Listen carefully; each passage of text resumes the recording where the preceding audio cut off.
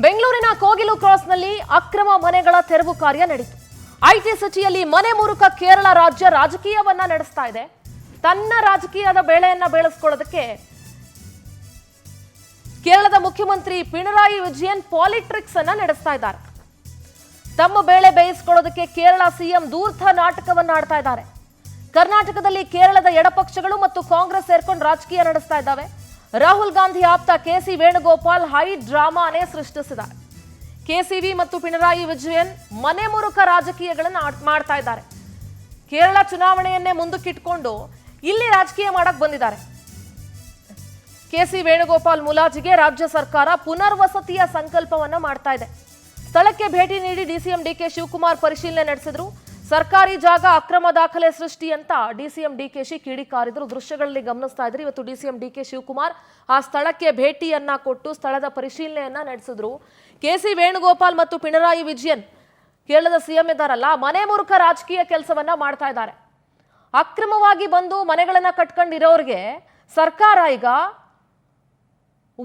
ಪುನರ್ವಸತಿ ಸಂಕಲ್ಪವನ್ನ ಮಾಡ್ತಾ ಇದೆ. ಕೆಸಿ ವೇಣುಗೋಪಾಲ್ ಅವರ ಮುಲಾಜ್ಗೆ ರಾಜ್ಯ ಸರ್ಕಾರದಿಂದ ಪುನರ್ವಸತಿಯ ಸಂಕಲ್ಪ.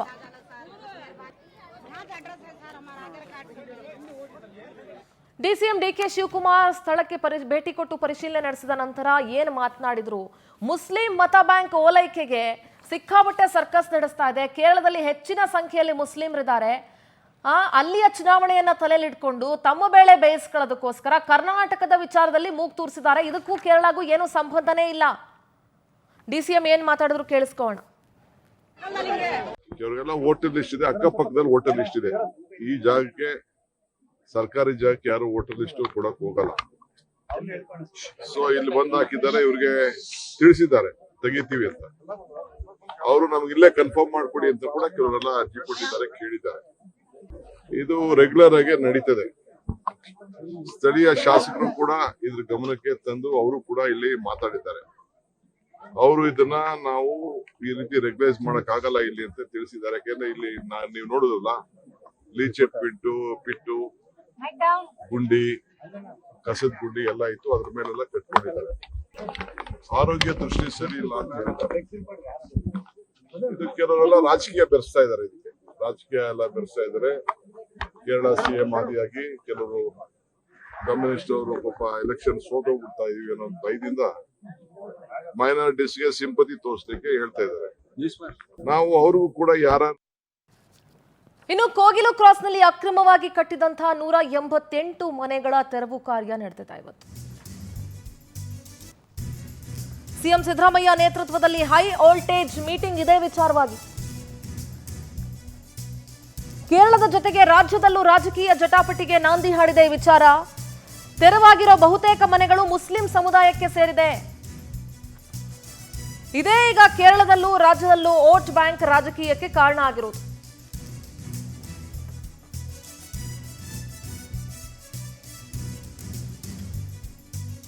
ಕೇರಳ ಕಾಂಗ್ರೆಸ್ ಹೈಕಮಾಂಡ್ ಮುಲಾಜಿಗೆ ಬಿದ್ದಿದ್ದಾರೆ ರಾಜ್ಯದ ನಾಯಕರು. ಮಾನವ ಹಕ್ಕುಗಳ ಆಯೋಗ, ರಾಜೀವ್ ಗಾಂಧಿ ವಸತಿ ನಿಗಮದ ಅಧಿಕಾರಿಗಳು ಭೇಟಿ ಕೊಟ್ಟಿದ್ರು. ರಾಜೀವ್ ಗಾಂಧಿ ವಸತಿ ನಿಗಮದಿಂದ ಮನೆ ಹಂಚಿಕೆ ಮಾಡೋದಕ್ಕೆ ನಿರ್ಧಾರ ಮಾಡಲಾಗಿದೆ. ಯಾವ ಆಧಾರದ ಮೇಲೆ ಮನೆಯನ್ನ ಹಂಚಿಕೆ ಮಾಡ್ತಾ ಇದ್ದೀವಿ, ಅವರೆಲ್ಲರೂ ಯಾವ ರಾಜ್ಯದವರು, ಎಷ್ಟು ವರ್ಷಗಳಾಗಿದೆ ಇಲ್ಲಿಗೆ ಬಂದು, ತೆರವಾಗಿರೋ ಬಹುತೇಕ ಮನೆಗಳು ಮುಸ್ಲಿಂ ಸಮುದಾಯಕ್ಕೆ ಸೇರಿದೆ ಅಂತ ಹೇಳಿ ಮುಸ್ಲಿಮರ ಓಲೈಕೆಗೆ ನಿಂತ್ಕೊಂಡಿರುವಂತಹ ಕೇರಳ ಮತ್ತು ರಾಜ್ಯ ಸರ್ಕಾರ ಈಗ ಅವರಿಗೆ ಪುನರ್ವಸತಿಯನ್ನ ಕಲ್ಪಿಸ್ಕೊಡಕ್ ಮುಂದಾಗಿದೆ. 2026ರ ಏಪ್ರಿಲ್ ವೇಳೆಗೆ ಕೇರಳದಲ್ಲಿ ವಿಧಾನಸಭಾ ಚುನಾವಣೆ ಇದೆ. This is what I was telling. ಆರಂಭದಿಂದಲೂ, ಈ ಕಾರ್ಯಕ್ರಮದ ಆರಂಭದಿಂದಲೂ ನಾನು ಇದನ್ನೇ ಹೇಳ್ತಾ ಇದ್ದೆ. ಕೇರಳದ ಚುನಾವಣೆಯನ್ನ ತಲೆಯಲ್ಲಿ ಇಟ್ಕೊಂಡು ಇತ್ತೀಚೆಗೆ ನಡೆದ ಲೋಕಲ್ ಎಲೆಕ್ಷನ್ ನಲ್ಲಿ ಆಡಳಿತ ಪಕ್ಷಕ್ಕೆ ಹಿನ್ನಡೆಯಾಯಿತು. ಮುಸ್ಲಿಂ ಸಮುದಾಯ ಕಾಂಗ್ರೆಸ್ನತ್ತ, ಹಿಂದೂಗಳು ಬಿಜೆಪಿಯತ್ತ ಹೋಗ್ತಾ ಇದ್ದಾರೆ. ಕೇರಳದಲ್ಲಿ ಹಿನ್ನಡೆ ಭೀತಿಗೆ ಸಿಎಂ ಪಿಣರಾಯಿ ಅವರು ಇಂಥ ಒಂದು ಅಸ್ತ್ರವನ್ನ ಪ್ರಯೋಗ ಮಾಡಿದ್ದಾರೆ. ಕೋಗಿಲು ಕ್ರಾಸ್ ಡೆಮಾಲಿಷನ್ ಅಸ್ತ್ರವನ್ನ ಪಿಣರಾಯಿ ಪ್ರಯೋಗಿಸಿದ್ದಾರೆ. ಸಿಎಂ ಪಿಣರಾಯಿ ಬೆನ್ನಲ್ಲೇ ಕೆಸಿ ವೇಣುಗೋಪಾಲ್ ಕೂಡ ಪೋಸ್ಟ್ ಆಗಿದ್ದಾರೆ. ಕೆಸಿ ವೇಣುಗೋಪಾಲ್ಗೂ ಕರ್ನಾಟಕಕ್ಕೂ ಏನ್ರಿ ಸಂಬಂಧ ಇದೆ? ಏನ್ ಸಂಬಂಧ ಇದೆ? ರಾಜ್ಯದ ಆಡಳಿತದಲ್ಲಿ ತಲೆ ಹಾಕೋದಕ್ಕೆ ಅವ್ರು ಯಾರು? ರಾಜ್ಯ ಸರ್ಕಾರದಿಂದ ಮಾಹಿತಿಯನ್ನ ಕೇಳಿದೆ ಕಾಂಗ್ರೆಸ್ ಹೈಕಮಾಂಡ್. ಹೈಕಮಾಂಡ್ಗೆ ವರದಿಯನ್ನ ಕೊಟ್ಟಿದ್ದು ಪುನರ್ವಸತಿ ಕಲ್ಪಿಸೋದಕ್ಕೆ ರಾಜ್ಯ ಸರ್ಕಾರ ಮುಂದಾಗಿದೆ. ಪುನರ್ವಸತಿ ಕ್ರೆಡಿಟ್ ಪಡ್ಕೊಳ್ಳೋದಕ್ಕೆ ಕಾಂಗ್ರೆಸ್ ಮತ್ತು ಎಡಪಕ್ಷಗಳು ಜಿದ್ದಿಗೆ ಬಿದ್ದಿರೋದಂತೂ ಇಲ್ಲಿ ಫಿಕ್ಸ್ ಆಗಿದೆ. ನಾಚಿಕೆ ಆಗ್ಬೇಕು ಇಂಥ ವಿಚಾರಗಳಲ್ಲಿ ನೀವು ವೋಟ್ ಬ್ಯಾಂಕ್ ಪಾಲಿಟಿಕ್ಸ್ ಮಾಡ್ತೀರಿ ಅಂತ ಹೇಳಿದ್ರೆ. ಎಷ್ಟೋ ಜನ ನಿಜವಾಗ್ಲೂ ನಿರ್ಗತಿಕರು ಈ ರಾಜ್ಯದವರೇ ಇದ್ದಾರೆ.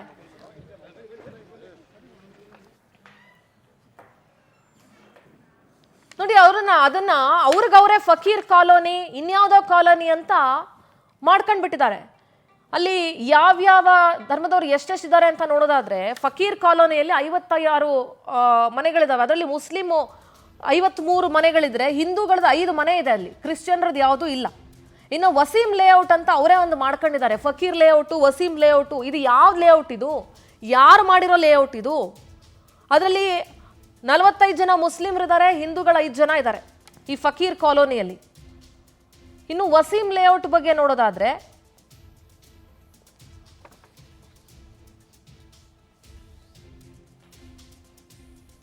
58 ಮಂದಿ ಮುಸ್ಲಿಮ್ರಿದ್ದಾರೆ, ಅಂದ್ರೆ 58 ಕುಟುಂಬಗಳಿದ್ದಾವೆ. 23 ಕುಟುಂಬಗಳು ಹಿಂದೂಗಳಿದ್ದಾರೆ, ಒಂದು ಕ್ರಿಶ್ಚಿಯನ್ ಕುಟುಂಬ ಇದೆ. ಅಂದ್ರೆ 82 ಮನೆಗಳು ಅಲ್ಲಿ. ಒಟ್ಟು 188 ಮನೆಗಳಲ್ಲಿ 156 ಮುಸ್ಲಿಂ ಮನೆಗಳಿದೆ, 31 ಹಿಂದೂಗಳ ಮನೆ ಇದೆ, ಒಂದು ಕ್ರಿಶ್ಚಿಯನ್ ಮನೆ ಇದೆ ಅಲ್ಲಿ. ಜಾರ್ಖಂಡ್, ಬಿಹಾರ, ಕೇರಳದಿಂದ ಬಂದು ಇಲ್ಲಿ ಅಕ್ರಮವಾಗಿ ಶೆಡ್ಗಳನ್ನ ಕಟ್ಟಿಸ್ಕೊಂಡಿದ್ರು ಅವರಿಲ್ಲಿ.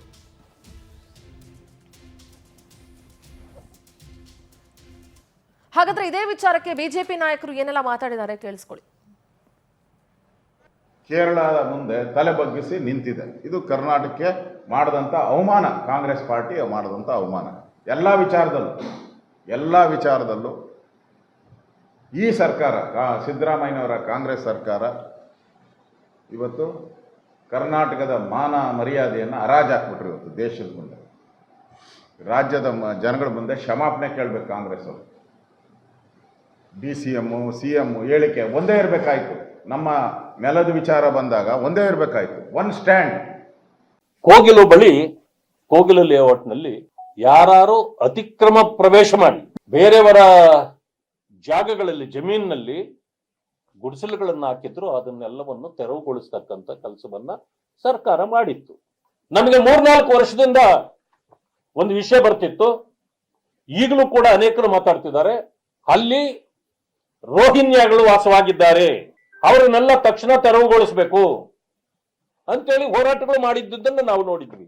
ಮೊನ್ನೆ ಕೃಷ್ಣ ಬೈರೇಗೌಡರು ಎಲ್ಲ ಇನ್ನು ಕಾಂಗ್ರೆಸ್ ಪಕ್ಷದ ನಾಯಕರು ಏನೆಲ್ಲ ಮಾತಾಡಿದ್ದಾರೆ ಕೇಳಿಸ್ಕೊಳ್ಳಿ. ಮುಖ್ಯಮಂತ್ರಿಗಳು ಈಸೆ ಕಮ್ಯುನಿಸ್ಟ್ ಮುಖ್ಯಮಂತ್ರಿ, ಅಲ್ಲಿ 2020-21ರಿಂದ ಅನ್ನಾಥರೈಸ್ಡ್ ಇದ್ರು. ಅದ್ರ ಪಕ್ಕದಲ್ಲಿ ಇರ್ತಕ್ಕಂಥದ್ದು ವೇಸ್ಟ್ ಮ್ಯಾನೇಜ್ಮೆಂಟು ಜಾಗ 5 ಎಕರೆ ಅದರದ್ದು. ಅದು ಯಾವತ್ತೂ ಅದಕ್ಕೆ ಸೇಫ್ಟಿ ಇಲ್ಲ. ಅದು ಆ ಕಾರಣಕ್ಕೋಸ್ಕರ ಅವ್ರನ್ನ ಅನ್ನಾಥರೈಸ್ಡ್ಗೆ ಆಕ್ಯುಪೆಂಟ್ಸ್ ಇದ್ರಲ್ಲ, ಅವ್ರಿಗೆ ನೋಟಿಸ್ ಕೊಟ್ಟು ತೆಗಿಬೇಕು ಅಂತ ಹೇಳಿತ್ತು. ಅವರು ಕೇಳಲಿಲ್ಲ, ಅದಕ್ಕೋಸ್ಕರ ಖಾಲಿ ಮಾಡಿಸಿದ್ದಾರೆ. ಸರ್ಕಾರ ಯಾರ ಲಾಬಿಗೂ ಮಣಿಯೋದಿಲ್ಲ. ಮೂಲತಃ ಅದು ಕಸ ವಿಲೇವಾರಿಗೆ ಸೀಮಿತವಾದಂಥ ಜಾಗ. ಆ ಜಾಗದಲ್ಲಿ ಕೆಲವು ಜನರು ಶೆಡ್ ಹಾಕೊಂಡ್ಬಿಟ್ಟಿದ್ದಾರೆ, ಅನ್ಆಥರೈಸ್ಡ್ ಆಕ್ಯುಪೇಷನ್ ಮಾಡ್ಕೊಂಡಿದ್ದಾರಲ್ಲ. ಬಡವರೇ, ದಲಿತರು, ಹಿಂದುಳಿದರು, ಅಲ್ಪಸಂಖ್ಯಾತರು ಇದ್ದಾರೆ. ಅವ್ರನ್ನ ಒಕ್ಲೆಬ್ಬಿಸಿದ್ರು ಅಂತ ಹೇಳೋಕ್ಕಿಂತ ಹೆಚ್ಚಾಗಿ ಆ ಜಾಗವನ್ನೇ ಅತಿಕ್ರಮಣ ಪ್ರವೇಶ. ಅದು reserved for waste management disposal. So ಹೀಗಾಗಿ ಅದು ಕಾಂಗ್ರೆಸ್ ಸರ್ಕಾರ ಅವರು ಒಕ್ಕಲು ಎಬ್ಸಿಲ್ಲ, ಹೊರಗಡೆ ಬಂದು ಪ್ರಭಾವ ಬೀರಿ ಮಣಿಯೋದೂ ಇಲ್ಲ. ಆ ಜನರಿಗೆ, ಬಡವರಿದ್ದಾರೆ, ಪುನರ್ವಸತಿ ಕಲ್ಪಿಸಬೇಕು, ನಮ್ಮ ಕರ್ತವ್ಯ ಅದು. ಜನರಿಗೆ ಪುನರ್ವಸತಿ ಕಲ್ಪಿಸೋದು ಸರ್ಕಾರದ ಜವಾಬ್ದಾರಿ. ಅದನ್ನ ನಮ್ಮ ಪ್ರತಿನಿಧಿ ಸುಷ್ಮಿತಾ ಆ ಸ್ಥಳದಿಂದ ಒಂದು ಪ್ರತ್ಯಕ್ಷ ವರದಿಯನ್ನ ಕೊಟ್ಟಿದ್ದಾರೆ, ಬನ್ನಿ ನೋಡ್ಕೊಂಡು ಬರೋಣ. ಕೋಗಿಲು ಲೇಔಟ್ನಲ್ಲಿ GBA ಅನಧಿಕೃತ ಮನೆಗಳನ್ನ ತೆರವು ಮಾಡಿರುವ ಹಿನ್ನೆಲೆಯಲ್ಲಿ 200ಕ್ಕೂ ಹೆಚ್ಚು ಕುಟುಂಬಗಳು ಬೀದಿ ಪಾಲಾಗಿರುವಂತದ್ದು. ಹೀಗಾಗಿ ಅವರ ಬದುಕು ನಿಜಕ್ಕೂ ಕೂಡ ಹೇಳತಿರೋದಾಗಿದೆ. ಅಷ್ಟರ ಮಟ್ಟಿಗೆ ಅವರು ಕಷ್ಟದ ಜೀವನವನ್ನ ಸಾಗಿಸ್ತಾ ಇರುವಂತದ್ದು. ಸದ್ಯ ನಾನು ಇವಾಗ ಒಂದು ಪ್ರದೇಶದಲ್ಲಿ ಇದ್ದೀನಿ. ಇಲ್ಲೂ ಕೂಡ ನೀವು ಗಮನಿಸ್ತಾ ಇರಬಹುದು, ಕಳೆದ ಒಂದು 10 ದಿನ ಆಯ್ತು ಇಲ್ಲಿನ ಎಲ್ಲ ನಿವಾಸಿಗಳ ಜೀವನ ಬದುಕು ಎಲ್ಲವೂ ಕೂಡ ಬೀದಿಗೆ ಬಂದಿರುವಂತದ್ದು. ಹೀಗಾಗಿ ನೀವು ನೋಡ್ತಾ ಇರಬಹುದು, ಎಲ್ಲರೂ ಕೂಡ ಮನೆಯನ್ನ ಕಳ್ಕೊಂಡಿದ್ದಾರೆ. ಹಾಗಾಗಿ ಇಲ್ಲಿರುವಂತಹ ನಿವಾಸಿಗಳೇ ಅದಿಗೆ ತಯಾರು ಮಾಡಿರುವಂತದ್ದು. ಹಾಗೆ ಅಂದ್ರೆ ಎಲ್ಲರೂ ಕೂಡ ಯಾಕಂತಂದ್ರೆ ಯಾರಿಗೂ ಕೂಡ ಒಂದು ಪ್ರತ್ಯೇಕವಾದಂತಹ ನೆಲೆ ಇಲ್ಲ. ಹೀಗಾಗಿ ಅವರು ಜೋಪಡಿಯನ್ನ ಕಟ್ಕೊಂಡು ಅಲ್ಲಿ ಅಡಿಗೆಯನ್ನ ತಯಾರು ಮಾಡ್ತಾ ಇರುವಂತದ್ದು. ಜೊತೆಗೆ ನೀವು ನೋಡ್ತಾ ಇರ್ಬೋದು ಪುಟ್ಟ ಪುಟ್ಟ ಮಕ್ಕಳು ಕೂಡ ಎಲ್ಲರಿಗೂ ಕೂಡ ಸಹಾಯವನ್ನ ಮಾಡ್ತಾ ಇದ್ದಾರೆ. ಯಾಕಂತ ಹೇಳಿದ್ರೆ ಇದರಲ್ಲಿ ಸುಮಾರು ಅಂದ್ರೆ ಸಣ್ಣ ಪುಟ್ಟ ಮಕ್ಕಳಿಂದ ಹಿಡಿದು ವಯಸ್ಸಾದವರೆಗೂ ಕೂಡ ಇದ್ದಾರೆ. ಸುಮಾರು 200ಕ್ಕೂ ಹೆಚ್ಚು ಮನೆ ಅಂತ ಹೇಳಿದ್ರೆ ಸುಮಾರು 1000ಕ್ಕೂ ಹೆಚ್ಚು ಜನರು ವಾಸಿಸುವಂತಹ ಇಲ್ಲಿ ಸಾಧ್ಯತೆಯೂ ಕೂಡ ಹೆಚ್ಚಾಗಿದೆ. ಸೊ ಹೀಗಾಗಿ ನೀವು ನೋಡ್ತಾ ಇರ್ಬೋದು ಪುಟ್ಟ ಪುಟ್ಟ ಮಕ್ಕಳೆಲ್ಲರೂ ಕೂಡ ತಮ್ಮ ತಮ್ಮ ಅಪ್ಪ ಅಮ್ಮಂದಿರಿಗೂ ಕೂಡ ಸಹಾಯ ಮಾಡುವಂತಹ ಸ್ಥಿತಿ ಇವಾಗ ಎದುರಾಗಿರುವಂತದ್ದು. ಯಾರಿಗೂ ಕೂಡ ಏನಾಗ್ತಾ ಇದೆ ಅನ್ನೋದರ ಅರಿವು ಕೂಡ ಇಲ್ಲ.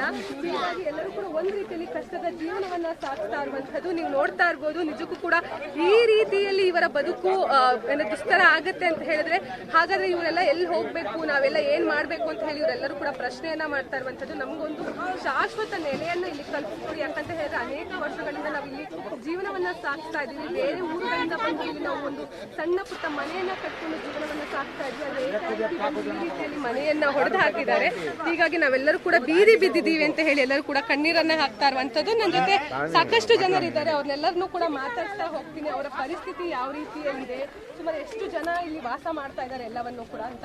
ಸರ್ ಇಲ್ಲಿ ಸುಮಾರು ಎಷ್ಟು ಜನ ವಾಸ ಮಾಡ್ತಾ ಇದ್ದಾರೆ ಸರ್? ಮೇಡಮ್ ಇಲ್ಲಿ 120 ಮನೆ ಇದೆ.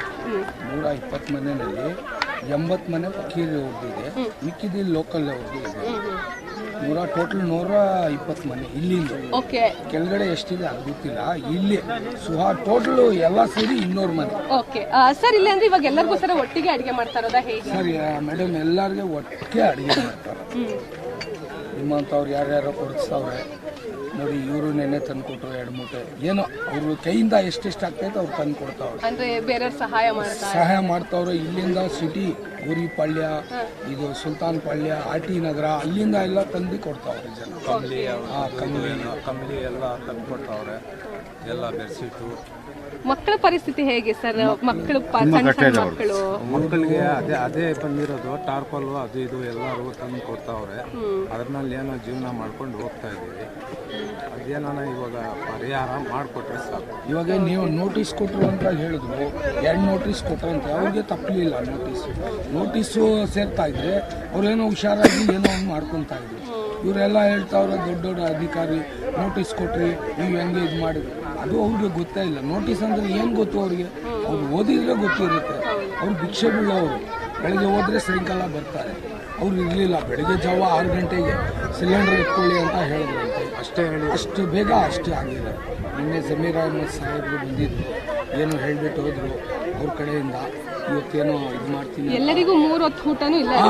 3 ಹೊತ್ತು ಅದು ಜಾಸ್ತಿ ಕಷ್ಟ ಬೀಳ್ತಾವ್ರೆ. ಅಂದ್ರೆ ನಮ್ಮ ಮಂಜು ಅವರು ಬಹಳ ಕಷ್ಟ ಬೀಳ್ತಾರೆ. ಹೆಸರು sir? Syed Salim. Okay sir, ನೀವೇನ್ ಹೇಳ್ತೀರಾ ಸರ್? ಸುಮಾರು 200ಕ್ಕೂ ಹೆಚ್ಚು ಮನೆ ಅಂತ ಹೇಳಿದ್ರೆ ಸಾವಿರಾರು ಜನ ಇದ್ದಾರೆ. ಅದ್ರಲ್ಲಿ ಮುಖ್ಯವಾಗಿ ಪುಟ್ಟ ಮಕ್ಕಳಿದ್ದಾರೆ, ವಯಸ್ಸಾದವರು ಇದ್ದಾರೆ. ಎಷ್ಟು ಕಷ್ಟ ಆಗ್ತಾ ಇದೆ? ಹೌದು, ಕೆಟ್ಟಿದೆ ಮೇಡಮ್. ಯಾಕಂದರೆ ಚಿಕ್ಕ ಮಕ್ಕಳಿದ್ದಾರೆ, ಬಾತ್ರೂಮ್ ಇಲ್ಲ, ಏನಿಲ್ಲ, ಚಳಿಯಲ್ಲಿ ಪಾಪ ಇದ್ದಾರೆ. ಕೊಡೋರು ಬಚಾಯಿಲ್ಲ, ಕೊಡ್ತಾರೆ. ಊಟ ಕೊಡ್ತಾವ್ರೆ. ಪಾಪ ಅನುಕೂಲ ಇಲ್ಲ, ಜೀವನ ಸಾಗಿಸ್ಬೇಕಾಗಿದೆ. ಇದೆಲ್ಲ ಆದ್ರೂ ಪಾಪ ಆಗಿದ್ದು ಪಬ್ಲಿಕ್ಕು ಪಾಪ ಆಚೆ ಕಡೆ ಬಾತ್ರೂಮ್ ಎಲ್ಲ ಮಾಡಿ ನೋಡ್ತಾವ್ರೆ, ಕೊಡ್ತಾವ್ರೆ.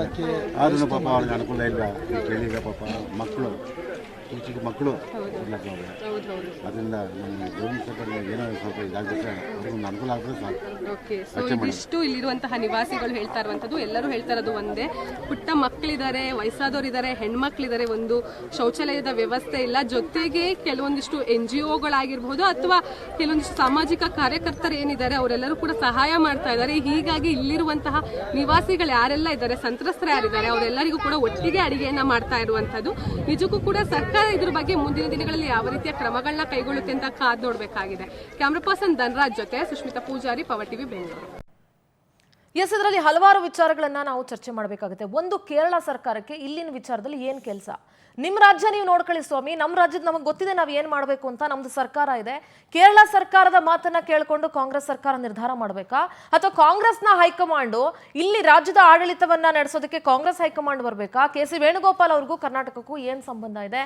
ನೀವು ಪಕ್ಷದ ಪ್ರಧಾನ ಕಾರ್ಯದರ್ಶಿ ಅಷ್ಟೇ ಹೊರತು ಇಲ್ಲಿನ ಆಡಳಿತದಲ್ಲಿ ತಲೆ ತೂರಿಸುವಂಥ ಯಾವ ಹಕ್ಕು ಕೂಡ KC ವೇಣುಗೋಪಾಲ್ ಅವ್ರಿಗಿಲ್ಲ ಎಂದ್ರು. ಮತ್ತೊಂದು, ಈ ಅಕ್ರಮವಾಗಿ ಬಂದು ಇಲ್ಲಿ ಮನೆ ಮಾಡ್ಕಟ್ಟವ್ರಿಗೆ ಶೆಡ್ ಕಟ್ಕೊಟ್ಟವ್ರು ಯಾರು, ಆಧಾರ್ ಕಾರ್ಡ್ಗಳು ಕೊಟ್ಟವ್ರು ಯಾರು, ಎಲೆಕ್ಟ್ರಿಸಿಟಿ ಸಪ್ಲೈ ಮಾಡೋರು ಯಾರು, ಇದೆಲ್ಲದರ ಬಗ್ಗೆ ಪ್ರಶ್ನೆಗಳಿದಾವೆ. ಇದೆಲ್ಲದರ ಬಗ್ಗೆ ತನಿಖೆ ಕೂಡ ಆಗಬೇಕು, ವಿಚಾರಗಳು ಕೂಡ ಹೊರಗಡೆ ಬರಬೇಕು. ಇದೆಲ್ಲದರ ಬಗ್ಗೆ ಚರ್ಚೆ ಮಾಡ್ತಾ ಹೋಗೋಣ. ನಮ್ಮ ಜೊತೆಗೆ ಚರ್ಚೆಯಲ್ಲಿ ಬಿಜೆಪಿ ವಕ್ತಾರರು BV ಗಣೇಶ್ ಅವರಿದ್ದಾರೆ. ಗಣೇಶ್ ಸರ್ ನಮಸ್ತೆ, ಕಾರ್ಯಕ್ರಮಕ್ಕೆ ಸ್ವಾಗತ.